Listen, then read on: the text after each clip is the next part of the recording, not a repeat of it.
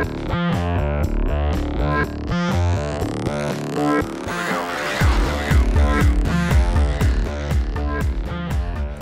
guys, what's going on? This is Trine and I'm bringing you SITIC. Shit I think is cool. Episode 1. This one's going to be a Minecraft SMP plugin that I found. The plugin is called GeometricMagic. It's got two main components to it. One of them involves making spells with a little dot in the center and then you draw things, but I'll mostly want to talk about that near the end of the video, but essentially this is the thing. And then there's the other facet, which is Transmutation. Essentially it's comprised of a box of redstone, and what you do is you set a source over here, and then a destination over there, and then it takes all of the blocks in the projected area that match the source and they change it to the destination. So in this particular case, it'll take all the wood that's directly in front of this big chunk and turn it into iron, like that. Yeah! Now this isn't something that you can just do for free. The plugin actually exercises this concept of equivalent exchange, just like in Full Metal Alchemist, where everything has some value of levels. So in order to create something, you need to give it that many levels, or if you want to lower something in power, you take that many levels from it. So for instance, I think wood is 2 levels per chunk of wood, and iron's about 1,000. So let me just go ahead and do this again to demonstrate. Go ahead and keep an eye on my levels. See what happens there. I'm going to convert 1 chunk of wood into iron, which is giving the wood a bunch of energy, so that should take away levels from me. And I just lost 1,000 levels. The whole concept of levels in of themselves, as they are naturally in survival multiplayer and all that, it kind of breaks when you start using this plugin. But honestly, you know, with the invention of mob grinders, it's already pretty broken as it is. So at least this way is a pretty neat way to use that number. So you can turn wood into iron like I demonstrated if you have the levels, but you can also turn iron into wood and absorb the level difference into yourself. If you put iron on the source side and wood on the destination side, then you'll go ahead and perform that magic act of trickery like that. Now my levels just went up by 2,000 because I absorbed the difference between wood and iron, like I said. You can also use air as either a source or a destination. So for right now, air is the source and air is also the destination. So yeah, nothing happened. It took all the air and replaced it with air. But what I can do is say take all of the air in the projected area and replace it with iron. Since iron costs about 1,000 each, it looks like I should only get 9, but yeah. Truth is that I didn't actually have 9,000 levels. I had 1,000,000. It's just that the little display thingy doesn't really show. It doesn't go up to 1,000,000. So how did I get that many levels?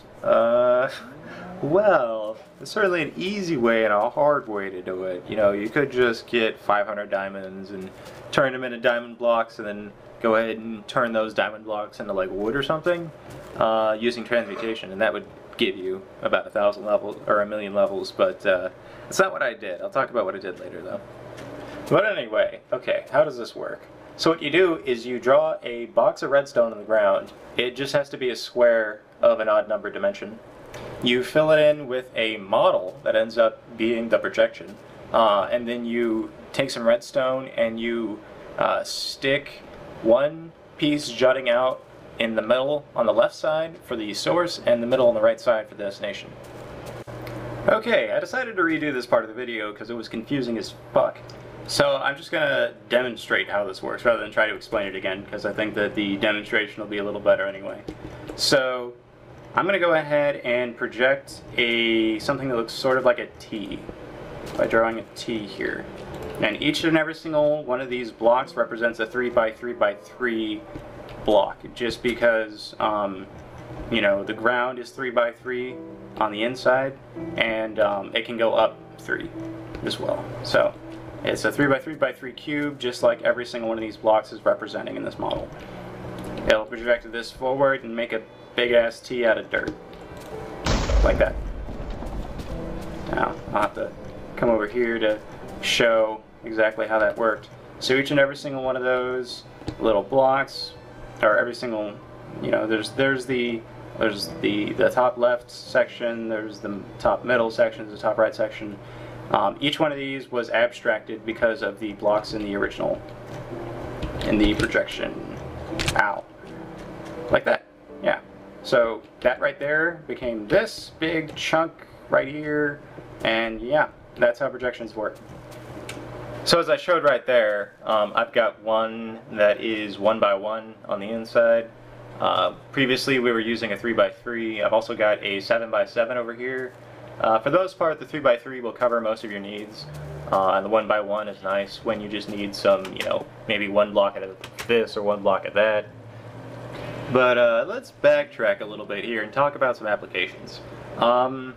This fortress, you probably saw a little bit as I was running around, but essentially it's a pretty big fortress. It's like, I don't know, 80 by 80-ish or something, and I built like none of it. It was all pretty much done by 3 good friends of mine that are pretty frickin' fantastic at this shit, and I think it's cool. Now, most of the fortress is made out of cobblestone. I don't know if you can tell because of the texture pack, but yeah, it's made out of cobblestone. And cobblestone breaks whenever a creeper, you know, blows up on it like a dick. So that sucks. That's vandalism, basically. So we wanted a way to sort of address that. It's kind of an out there experiment, but you know, that's okay. I think that just makes it a little more interesting. So what I did one day was I mapped out the corners of the fortress, and I put down a transmuter that was able to project itself across the entire fortress, starting at the bottom and projecting itself all the way to the far corner at the top. It ended up being a 9 by 9 by 9, which ended up projecting to an 81 by 81 by 81 cube, and that in of itself was able to cover the entire fortress and most of the bridge that leads to the fortress. But yeah, because the entire redstone cube encapsulates an area that's 9 by 9 by 9, each one of these blocks represents something that's 9 by 9 by 9. So that's why it's projecting into an 81 by 81 by 81. So whenever I touch the spell, it'll scan 500,000 blocks and take all of the ones that match the source and set it to the destination. And every single time it does that, it'll go ahead and dip into my levels and either put levels in if it's going from higher power to lower power, or it'll take levels out if it's going from lower power to higher power. In this case, I want to turn all of the cobblestone into obsidian, and obsidian is a higher power than cobblestone, so this is why I have 1,000,000 levels. So anyway, let me just go ahead and demonstrate. This will lag the server a little bit because it's scanning freaking 500,000 blocks. So I had 1,000,000 levels, but now I've got under 100,000. The transmutation ring just absorbed 900,000 levels of mine in the process of turning a bunch of cobblestone into obsidian. I think one of the beauties of this is that I can also just flip the source and the destination, cast the spell backwards, and then turn all of the obsidian back into cobblestone. So this is what that did. Look at all that. That entire tower, a bunch of it was made out of cobblestone before, now it's all obsidian. This bridge used to be cobblestone past a certain point, but now past a certain point it's obsidian. You know, all of the walls and the freaking borders and like half of that tower, lots and lots of obsidian everywhere. A big reason why the master transmuter was actually like nested below ground was so that the bottom of this tower would also get transmuted. So now everything is significantly more creeper-proof. It's not entirely creeper-proof because we only took the cobblestone. You kitties. Oh. We only took the cobblestone and turned it to obsidian, but we can also go through all of the other building materials if we wanted. But we also like having some creative freedom, so it's mostly creeper-proof, which is, you know, still pretty good, honestly. So what I did at the pillaged ocean was I set a transmuter up that was 7x7x7, and just like the one that covered the fortress, I just mined around it. So the entire 7x7x7 internal area is filled, and I used it to mine the everythings around the transmuter.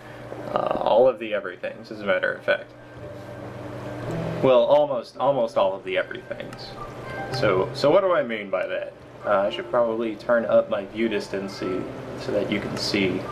I think that the point will come across fairly quickly.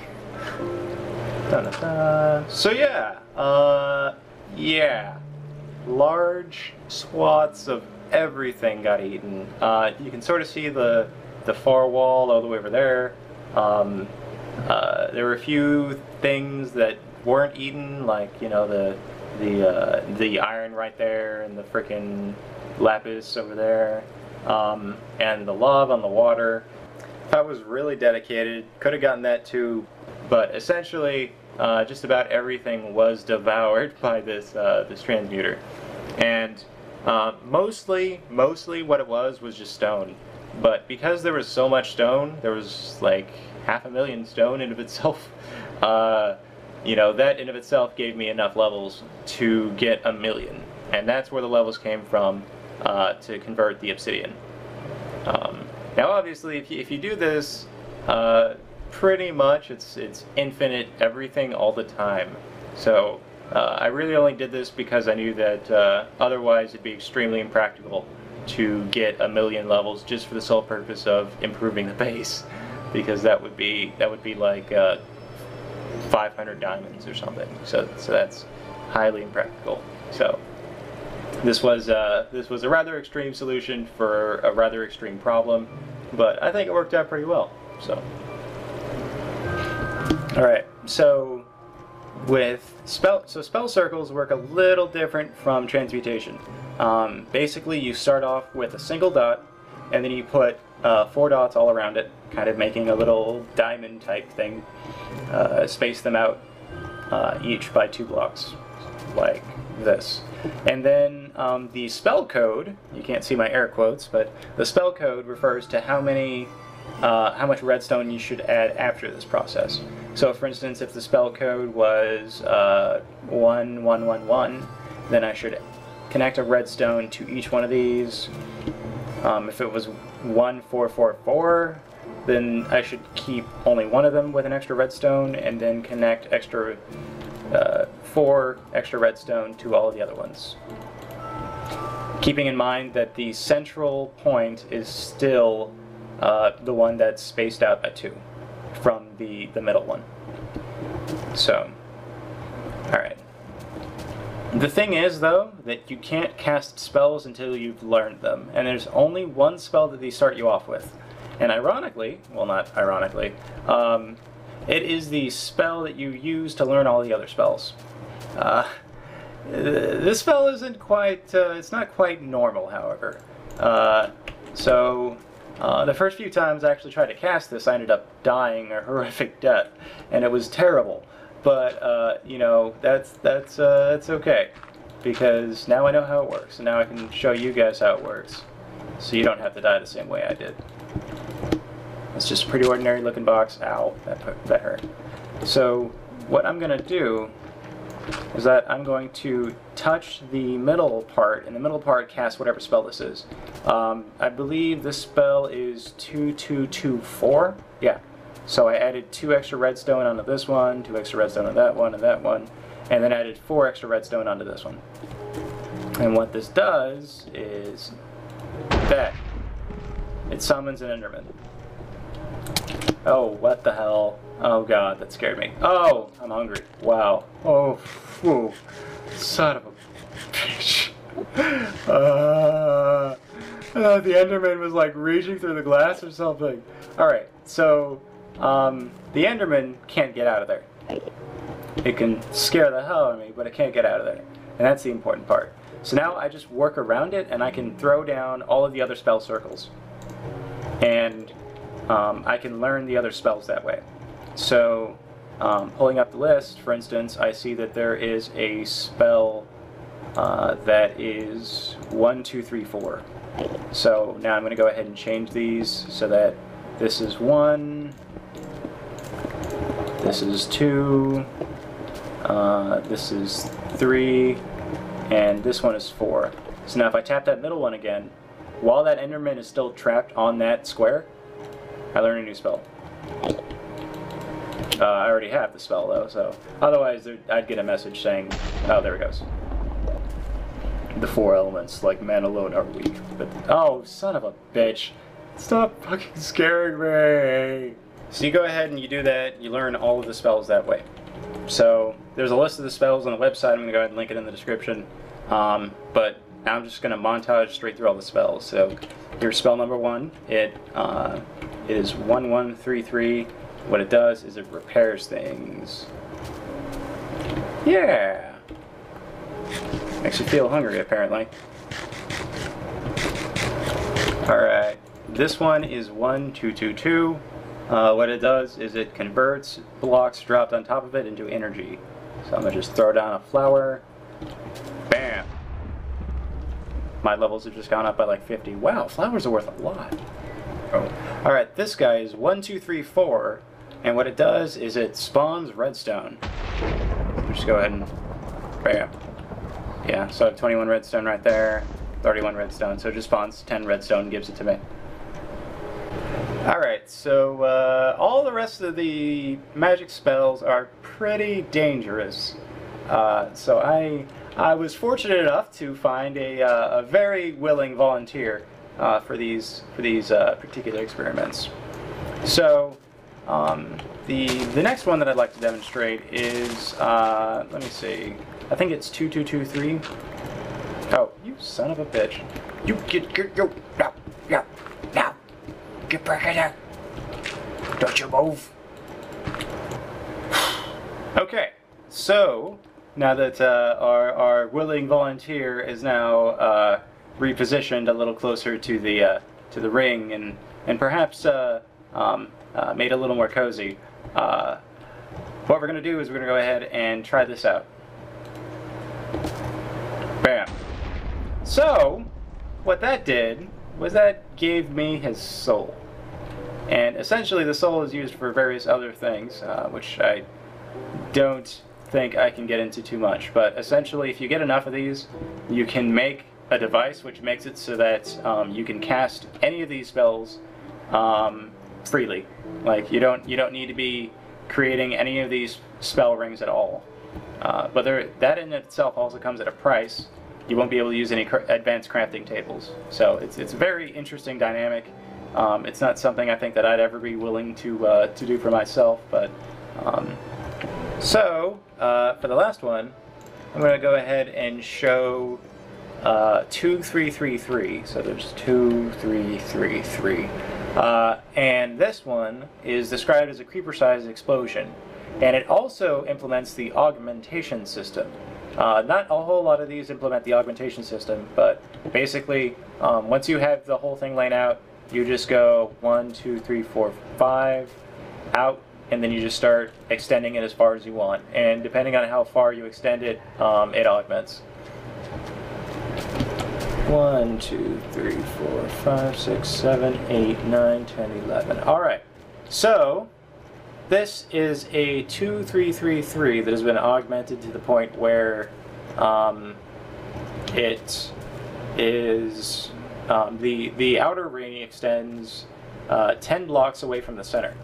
So I actually have no idea what this is going to look like, but I'm crossing my fingers and hoping I don't die a horrific death, because while that would be an excellent way to end the video, I think that would be painful.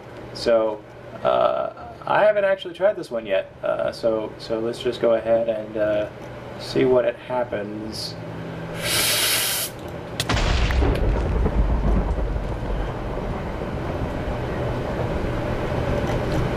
What the fuck? right. Well, I guess that's the explosion. Yeah. So yeah, that's Geometric Magic. Go ahead and give it a shot if you'd like. You know, certainly I think that'll enhance the just an ordinary server, but it also tends to lend itself towards a very special kind of play. So I didn't cover all of the spells because some of them are just kind of dangerous, but yeah. So if you're interested, go ahead and just take a look. I think you'll probably like it like I do, because I think it's cool. Wow, I really did make a little bit of a crater. I wonder who's going to clean that up.